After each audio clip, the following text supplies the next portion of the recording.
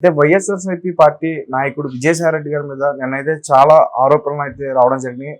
ఒక మహిళకి కడుపు చేసి తర్వాత తీయించేశాడంటూ కూడా శాంతి అనే మహిళ బయటకు వచ్చి ప్రెస్ మీట్ లో చెప్పడం జరిగింది. సో ఈ రోజు విజయసాయి రెడ్డి గారు కూడా ప్రెస్ మీట్ పెట్టారు. సో ఆయన ఏం చెప్పుకొచ్చారు? మణిపాటి మదన్ మోహన్ అనే అతను దేవాదాయ శాఖ కమిషనర్కి ఒక లెటర్ రాశాడు. ఆ లెటరు నేను చదివాను కూడా. ఆ లెటర్లో ఆయన ఏం రాశాడంటే, నా భార్య నేను అమెరికాలో ఉన్నప్పుడు ఇక్కడ ప్రెగ్నెంట్ అయ్యి ఒక కొడుకుని కనింది. ఆ కొడుకు నాకు పుట్టలేదు. సో ఆమె క్లియర్గా ఆమెను నేను అడిగినప్పుడు ఒకసారేమో ఇతను నా కొడుక్కి తండ్రి విజయసాయి రెడ్డి అని చెప్తుంది, ఇంకొకసారి అతని పేరు చెప్పింది, సుభాష్ అని అతని పేరు చెప్పింది. తర్వాత అడిగినప్పుడంతా ఈ మల్లయ్య పుల్లయ్య అని ఇట్లాంటి పేర్లు చెప్తా ఉంది. సో ఆమె క్లియర్గా రంకు చేసి ఎవరితోనో బిడ్డనిగనింది, దీని మీద మీరు చర్య తీసుకోగలరు అని దేవాదాయ శాఖ కమిషనర్కి ఈ మదన్ మోహన్ అనే అతను లెటర్ రాశాడు. ఇది ఇప్పుడు ఈ లెటరు మరి మీడియాకి ఎలా వెళ్ళిందో తెలియదు, కానీ ముఖ్యంగా తెలుగుదేశం మీడియా దీన్ని విపరీతంగా హైప్ చేస్తుంది, విపరీతంగా ప్రచారం చేసి కథనాలుగా చేసి, దాంతోపాటు ఈమె పేరు శాంతి కలింగిరి, ఈమె ఎరుకుల ఎస్టీ కులము. సో ఇతను కూడా బంధువే అని చెప్తున్నారు, ఈ హస్బెండ్ అని చెప్పుకుంటున్న అతను. సో దీంతో విజయసాయి రెడ్డి ఇన్వాల్వ్ అయ్యేసరికి తెలుగుదేశం వాళ్ళు ఒక్కసారిగా దీన్ని పెద్ద ఎత్తున బ్లోఅప్ చేశారు. దాంతోపాటు ఆమె గతంలో విజయసాయి రెడ్డి ట్వీట్ల కింద కామెంట్లు చేస్తుంటే దాన్ని కూడా వైరల్ చేశారు. అంటే విజయసాయి రెడ్డికి ఈమెకి లింక్ ఉందని చెప్పడానికి ఆ కామెంట్లను తీసుకొని పట్టుకున్నారు. దాని తర్వాత ఈమె అవినీతి పరురాలని గతంలో ఆంధ్రజ్యోతిలో కథనాలు వచ్చాయని చెప్తున్నారు. వాటిని మళ్ళీ తీసుకొచ్చి ఈమె వైసీపీ నాయకులతో కలిసి అవినీతి చేసింది, అసలు ఈమెను పెట్టిందే విజయసాయి రెడ్డి తీసుకొచ్చి అని. ఈమె ఎవరంటే ఎన్టీఆర్ జిల్లా దేవాదాయ శాఖకి అంటే ఎండోమెంట్ డిపార్ట్మెంట్లో అసిస్టెంట్ కమిషనర్గా ఉందన్నమాట. విజయసాయి రెడ్డి కాదు, ఈమె ఉంది, శాంతి ఉంది. సో ఈమెను పోస్టింగ్ విజయసాయి రెడ్డి ఇచ్చాడనేది తెలుగుదేశం వాళ్ళ ఆర్గ్యుమెంట్. సో ఓవరాల్గా ఏంటంటే విజయసాయి రెడ్డి ఈమెతో బిడ్డను కన్నాడు అక్రమంగా, ఈమెకు భర్త ఉండగా భర్త అమెరికాలో ఉన్నప్పుడు కన్నాడు అని మదన్ మోహన్ వాళ్ళ భర్త పేరు. అతను ఏం చెప్తున్నా అంటే, నేను 2022 ఇయర్లో అమెరికాలో ఉన్నాను, ఆ మొత్తం జనవరిలో వెళ్ళి సంవత్సరం అంతా అక్కడే ఉన్నాను. ఆ టైంలో ఈమెకి జూలై ప్రాంతంలో ప్రెగ్నెంట్ అని నాకు తెలిసింది. దాని తర్వాత 23 జూలైలో ఈమె బిడ్డను కన్నది. సో నేను అమెరికాలో ఉన్నప్పుడు ఈమె ఎవరితో కనింది అనేది అతని ఇది. సో దీన్ని మామూలుగా అయితే ఏం చేయాలి మీడియా, ఆమెను అడగాలి, ఇట్లా లేఖ లీక్ అయింది మీరు ఏంటని ఆమెను అడగాలి, విజయసాయి రెడ్డిని కూడా అడగాలి. కానీ అవి ఇవాళ మనం చూస్తున్నాం కదా, మనకు న్యూస్ దొరకడమే, సెన్సేషన్ న్యూస్ దొరకడమే ఎక్కువ అన్నట్టుగా జస్ట్ న్యూస్ రాగానే అందరూ వేసేస్తారు. ఎవరు చెక్కి చేసుకునే పరిస్థితి ఎవరికి ఉండదు. ఎందుకంటే ఇవాళ ఉన్న మీడియా మోడల్ అది, కాంపిటీషన్ ఎక్కువ ఉంటుంది కాబట్టి అది ఒకటి. రెండోది ఇక్కడ ఏంటంటే రాజకీయాలు ఆంధ్రప్రదేశ్లో ఎలా ఉంటాయో మనకు తెలుసు. ఏమాత్రం చిన్న సందు దొరికినా వైసీపీ వాళ్ళని బదనాం చేయాలనేది వాళ్ళు తెలుగుదేశం చూస్తుంది, వాళ్ళు కాదు ఎప్పటి నుంచో. అలాగే తెలుగుదేశం వాళ్ళు ఏదన్నా దొరికితే బదనాం చేయాలని వైసీపీ చూస్తుంది. సో అందువల్ల ఇది విజయసాయి రెడ్డి ఇంపార్టెంట్ నాయకుడు కాబట్టి అతని విషయం ఇప్పటివరకు ఆయనకి ఇటువంటి ఆరోపణలు అతని మీద రాలేదు. వేరే రకమైన ఆరోపణలు వచ్చి ఉండొచ్చు, కానీ లైంగికంగా అతను, ఎందుకంటే అతనికి 68 ఏళ్ళు, ఇవాళ వెళ్ళి అతను ఎవరికో ప్రెగ్నెంట్ చేశాడంటే అది కొద్దిగా ఆడ్గా ఉంటుంది. సో కానీ వీళ్ళకి అది దొరికేసరికి దీన్ని విపరీతంగా కుమ్మేస్తారు. సో ఇక్కడ ఏంటంటే ఆమె ఒక స్త్రీకి సంబంధించిన పర్సనల్ విషయం ఇది. నిజానికి ఆమె ఎవరితో అఫేర్ పెట్టుకుంది, ఎవరితో పెట్టింది అనేది ఆమె విషయం. అది ఈవెన్ లీగల్గా కూడా సుప్రీంకోర్టు అనేక సార్లు కాన్సల్టింగ్ అడల్ట్స్ అంటే ఇద్దరు అడల్ట్స్ ఒకరికొకరు నచ్చి వాళ్ళు ఒప్పుకుంటే పరస్పర అంగీకారంతో చేసే సెక్స్ నేరం కాదని సుప్రీంకోర్టు కూడా అనేక సార్లు చెప్పింది. అయినా మనం మీడియా దాన్ని నేరంలాగా చిత్రీకరిస్తున్నాం.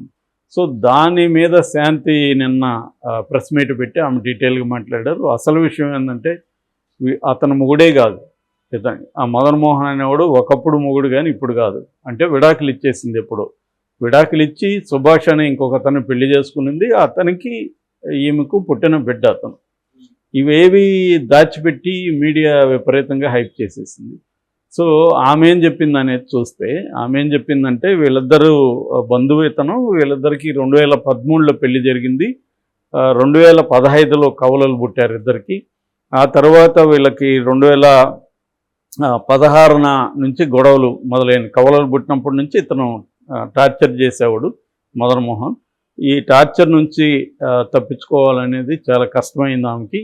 ఈ క్రమంలో ఉద్యోగంలో కూడా ఆమెకి పుష్పవర్ధన్ అనే పై అధికారి వేధింపులు మొదలుపెట్టారు లైంగికంగా.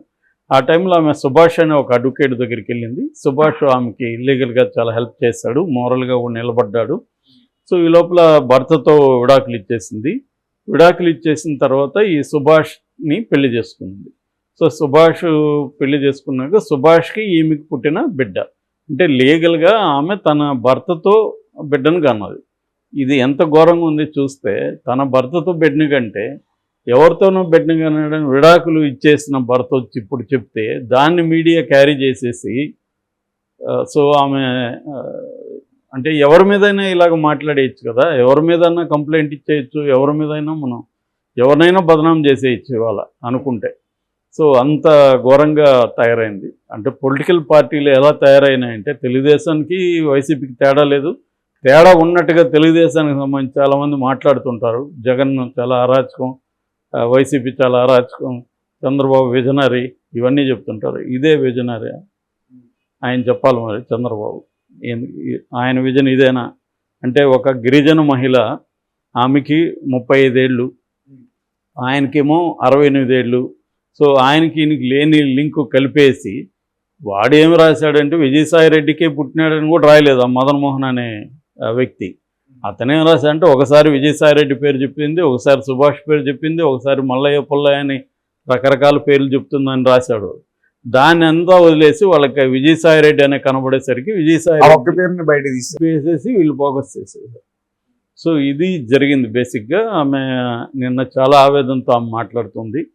సో నన్ను రెండోది ఏంటంటే, అతను 30 కోట్లు డిమాండ్ చేశాడు మాజీ భర్త. సో 30 ఎందుకంటే 100 కోట్లు ఏమి అవినీతి జరిగిందని గతంలో ఆంధ్రజ్యోతి రాసింది, తెలుగుదేశం మీడియా రాసింది. అందుకని 100 కోట్లు నీ దగ్గర ఉంది కదా, నాకు 30 కోట్లు ఇవ్వు, లేకపోతే నిన్ను బయటికి ఎడస్తా అని అతను బెదిరించాడు. దానికి తగినట్టు నేను అసలు అవినీతి చేస్తుంటే కదా నేను 30 కోట్లు 100 కోట్లు నా దగ్గర ఉంటే కదా నేను ఇవ్వడానికి. సో అలాగా అతను బ్లాక్మెయిల్ చేసి నేను ఇవ్వలేదని చెప్పి ఇలాగా చేశాడు. ఇదంతా కూడా తెలుగుదేశం వాళ్ళు అతను కలిసి ప్లాన్ చేశారు. నువ్వు కంప్లైంట్ ఇవ్వు, దాన్ని మేము మీడియాలోకి ఎక్కిస్తాం అనేది ఇదంతా ముందే అవగాహనతో జరిగినట్టు కనిపిస్తూ ఉందనేది చెప్తున్నారు. సో నేను చాలాసార్లు చెప్తుంటాను, ఈ మధ్య ప్రతి వీడియోలో చెప్తున్నా, పొలిటికల్ పార్టీలకి మన దేశంలో ఏ పొలిటికల్ పార్టీకి ఇంకొక పార్టీకి బేసిక్ డిఫరెన్స్ ఏమీ లేదు. అందరూ ఒకటే. వెధవలు అనుకుంటే అందరూ వెధవలే. ఆ పార్టీలో ఉన్నంత మాత్రం మంచోళ్ళు, ఈ పార్టీలో ఉన్నంత మాత్రం చెడ్డోళ్ళు అనేది ఏం లేదు ఇక్కడ. అందుకని మనకి ఇవాళ చూస్తే పొలిటికల్ పార్టీలకు ఎలా మారుతున్నారో కూడా చూస్తున్నాం. ఎవరికేమీ లాయల్టీ అనేది లేదు, పార్టీ లాయల్టీ లేదు, ఇంకా ఐడియాలజీ అనేది అసలు భూతపదం అయిపోయింది. ఎవరికేమి సిద్ధాంతాలు అనేది ఏ పార్టీకి కూడా లేవు. పైకి ఏం చెప్పినా కూడా ఆచరణలో చూస్తే లేవు. అందుకనే మనకి ఈ పార్టీలో గెలుస్తాడు, మళ్ళీ ఆ పార్టీలోకి వెళ్ళిపోతారు. ఇక్కడ కూడా చూస్తున్నాం, కాంగ్రెస్ పార్టీ గతంలో గెలిచిన వాళ్ళందరూ బీఆర్ఎస్లకు వెళ్ళారు. ఇవాళ బీఆర్ఎస్లు గెలిచిన వాళ్ళందరూ కాంగ్రెస్లకి, బీజేపీలోకి వెళ్తున్నారు. సో క్లియర్గా ఏంటంటే అధికారం ఇంపార్టెంట్ తప్ప, గెలుపు, అధికారం, డబ్బు ఇవి ఇంపార్టెంట్ తప్ప, ఇవాళ ఎవడికి కూడా మోరల్ వాల్యూస్ అనేవి ఇంకా కామెడీ. అదేదో బాపు కార్టూన్ ఉంటుంది, అంటే సీరియస్ జోకులేమో సీరియస్గా చదువుతుంటాడు, సామాజిక స్పృహ అనేదాన్ని గట్టిగా విరగబడి చదువుతాడు అనమాట. అలాగే ఇవాళ ఎవరికైనా మోరల్స్ లేకపోతే నైతిక విలువలు ఇవి ఏ మీడియా రాసినా లేకపోతే ఎవరు చెప్పినా విపరీతంగా నవ్వాలన్నమాట. అంత పెద్ద జోక్ అయిపోయింది. సో అలాగా ఇప్పుడు ఈమె ఇష్యూని బ్లోఅప్ చేసేసి తెలుగుదేశం వాళ్ళు ఇతని మీద పగ తీర్చుకోవడానికి ఆమె జీవితాన్ని బలి చేశారు. సో ఇప్పుడు ఆమె రేపు పిల్లలు ఉన్నారు ఆమెకు, రేపు బయట పోయి పనిచేయాలి ఆమె. సో రేపు ఆ బిడ్డ ఇవన్నీ చూస్తాడు కదా, పెరిగి పెద్ద అయినాక కూడా మీడియాలో ఎక్కడికి పోదు. సో మీ నాన్న విజయసాయి రెడ్డి అంట కదరా అని రేపు ఆ అబ్బాయిని వేధించరా అంటే ఎంతమంది జీవితాలతో మీడియా ఆడుకునింది, తెలుగుదేశం మీడియా లేదా తెలుగుదేశం నాయకులు అనేది ఇక్కడ చూడాలి. సో దీనికి పరిష్కారం అంటూ ఏం లేదు, ఎవరికి వారు ఫైట్ చేయాల్సిందే. విజయసాయి రెడ్డి కూడా ఇప్పుడు ప్రెస్ మీట్ పెడుతున్నాడు కాసేపట్లో. తను కూడా తను ఏం చెప్తాడు ఇదే చెప్తాడు. తనకు తెలిసిన తను దానికి సంబంధం లేనప్పుడు ఆయన ఏం చెప్తాడు.